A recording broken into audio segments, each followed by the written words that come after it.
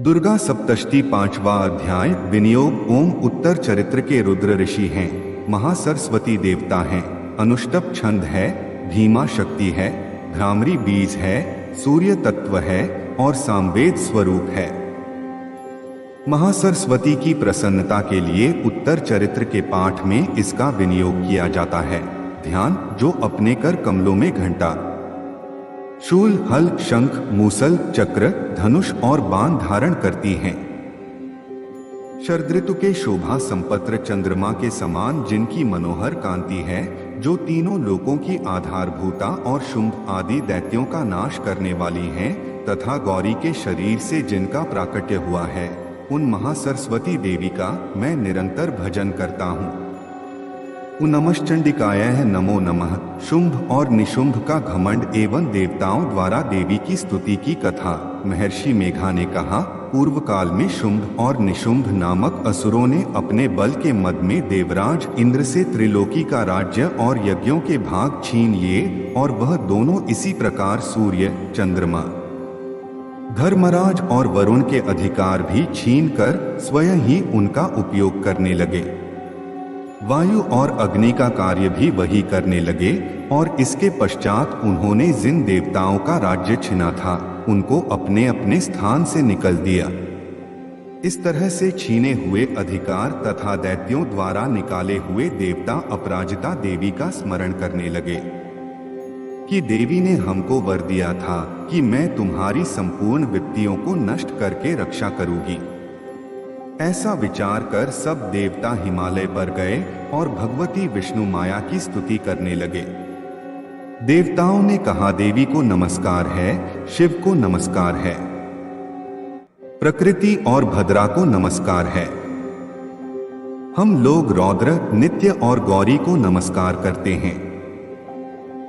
ज्योत्स्नामयी, चंद्ररूपिणी व सुख रूप देवी को निरंतर नमस्कार है।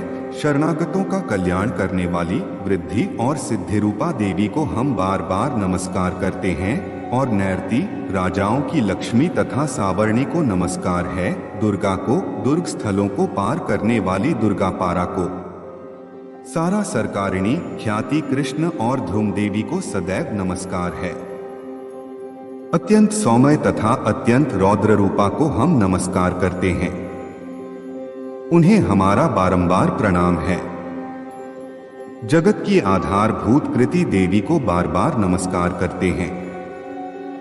जिस देवी को प्राणिमात्र विष्णु माया कहते हैं, उसको नमस्कार है, उसको नमस्कार है, उसको बारंबार नमस्कार है। जो देवी संपूर्ण प्राणियों में चेतना कहलाती है, उसको नमस्कार है, उसको नमस्कार है, उसको बारंबार नमस्कार है। जो देवी संपूर्ण प्राणियों में बुद्धि रूप से स्थित है, उसको नमस्कार है, उसको नमस्कार है, उसको बारंबार नमस्कार है। जो देवी संपूर्ण प्राणियों में निद्रा रूप से विराजमान है, उसको नमस्कार है, उसको नमस्कार है, उसको बारंबार नमस्कार है। जो देवी संपूर्ण प्राणियों में क्षुधा रूप से विराजमान है, उसको नमस्कार है, उसको नमस्कार है, उसको बारंबार नमस्कार है। जो देवी संपूर्ण प्राणियों में छाया रूप से स्थित, उसको नमस्कार है, उसको नमस्कार है, उसको बारंबार नमस्कार है।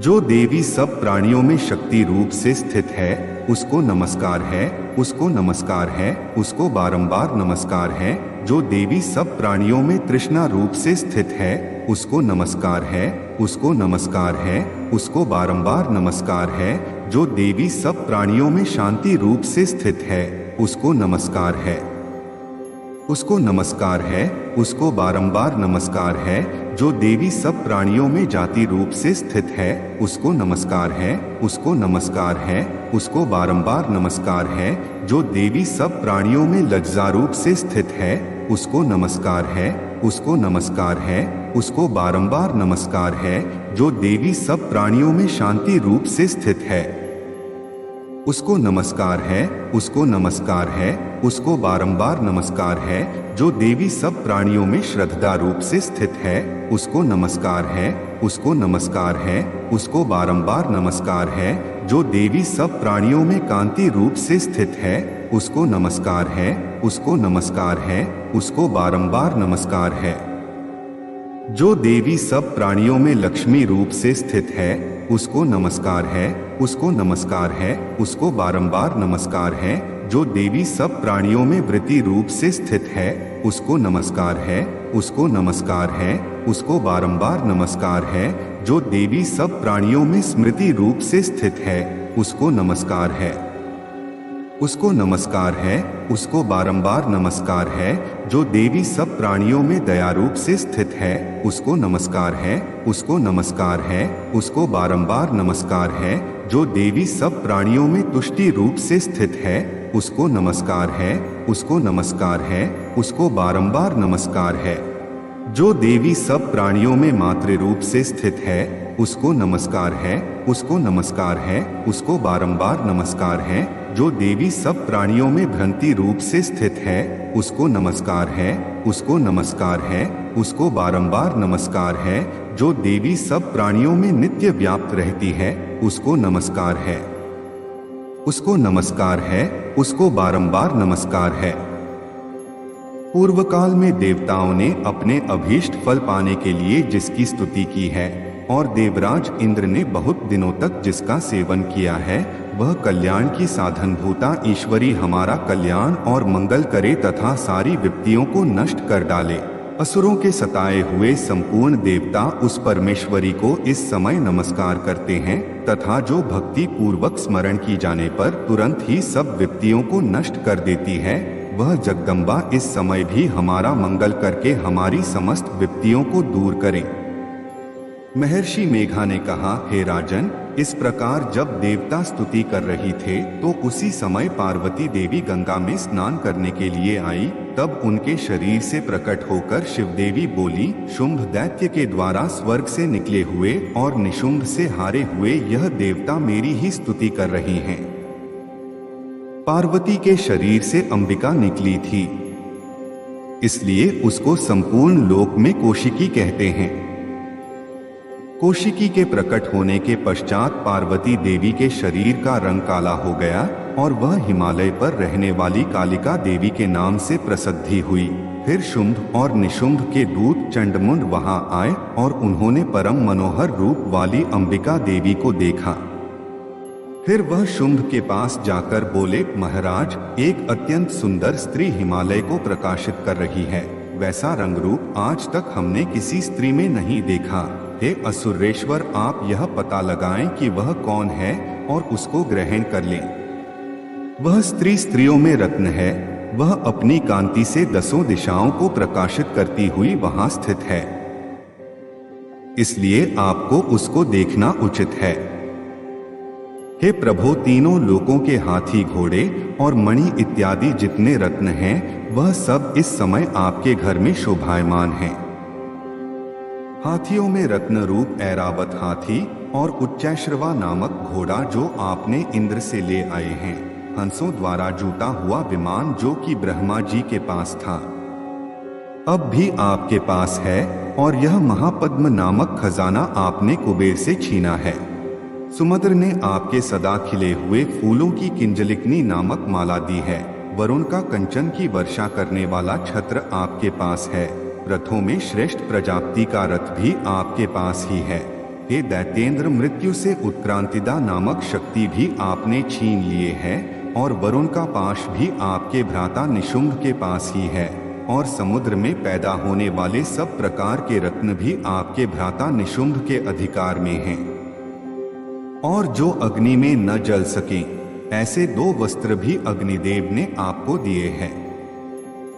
हे दैत्यराज, इस प्रकार सारी रत्नरूपी वस्तुएं आप संग्रह कर चुके हैं, तो फिर आप इस कल्याणमयी स्त्रियों में रत्न रूप अनुपम स्त्री आप क्यों नहीं ग्रहण करते? महर्षि मेघा बोले। चंडमुंड का यह वचन सुनकर शुंभ ने महादैत्य सुग्रीव को दूत बनाकर देवी के पास भेजा और कहा, तुम मेरी ये बातें कहना और ऐसा उपाय करना जिससे प्रसन्न होकर वह शीघ्र ही यहाँ आ जाए।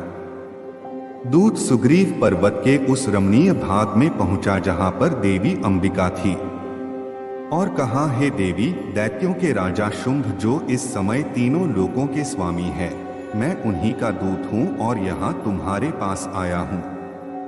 उनकी आज्ञा सदा सब देवता एक स्वर से मानते हैं। कोई उसका उल्लंघन नहीं कर सकता।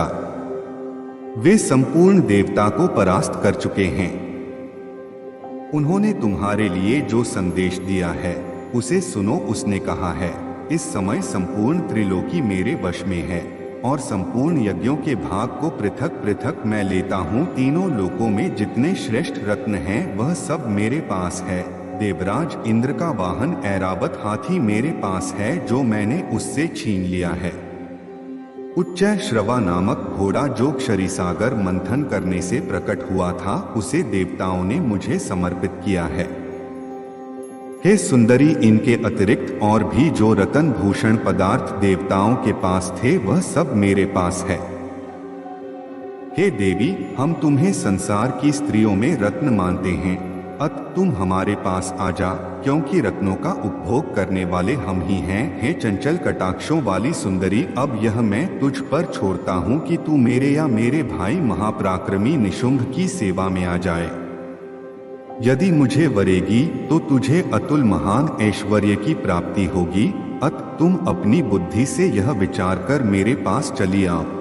महर्षि मेघा ने कहा, दूत के ऐसा कहने पर संपूर्ण जगत का कल्याण करने वाली भगवती दुर्गा मन ही मन मुस्कुराई और कहने लगी, हे दूत, तू जो कुछ कह रहा है वह सत्य है और इसमें किंचित मात्र भी झूठ नहीं है। शुंभ इस समय तीनों लोकों स्वामी है और निशुंभ भी उसी की तरह पराक्रमी है, किंतु इसके संबंध में मैं जो प्रतिज्ञा कर चुकी हूँ उसे कैसे झुठला सकती हूँ।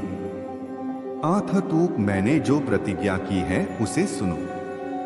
जो मुझे युद्ध में जीत लेगा और मेरे अभिमान को खंडित करेगा तथा बल में मेरे समान होगा वही मेरा स्वामी होगा। इसलिए शुंभ अथवा महापराक्रमी निशुंभ यहाँ आवे और युद्ध में जीत कर मुझे से विवाह कर ले। इसमें भला देर की क्या आवश्यकता है। दूत ने कहा, हे देवी, तुम अभिमान में भरी हुई हो, मेरे सामने तुम ऐसी बात न करो।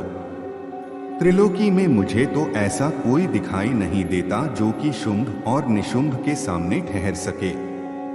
हे देवी, जब अन्य देवताओं में से कोई शुंभ व निशुंभ के सामने युद्ध में ठहर नहीं सकता तो फिर तुम जैसी स्त्री उनके सामने रणभूमि में कैसे ठहर सकोगी। जिन शुंभ आदि असुरों के सामने इंद्र आदि देवता नहीं ठहर सके तो फिर तुम अकेली स्त्री उनके सामने कैसे ठहर सकोगी। आथ तुम मेरा कहना मानकर उनके पास चली जाओ, नहीं तो जब वह तुम्हें केश पकड़कर घसीटते हुए ले जावेंगे तो तुम्हारा गौरव नष्ट हो जाएगा। इसलिए मेरी बात मान लो। देवी कहा, जो कुछ तुमने कहा ठीक है। शुंभ और निशुंभ बड़े बलवान है, लेकिन मैं क्या कर सकती हूँ, क्योंकि मैं बिना विचारे प्रतिज्ञा कर चुकी हूँ। अब तुम जा। मैंने तुमसे जो कुछ कहा है वह सब अपने स्वामी से कहना, वे जो उचित जान पड़े करें। जय माता दी। ओम नमः चंडिकाय। इस तरह की वीडियो सुनने और देखने के लिए चैनल सब्सक्राइब करें, लाइक करें और कमेंट करके जरूर बताएं। जय माता दी। 5वां अध्याय समाप्तम।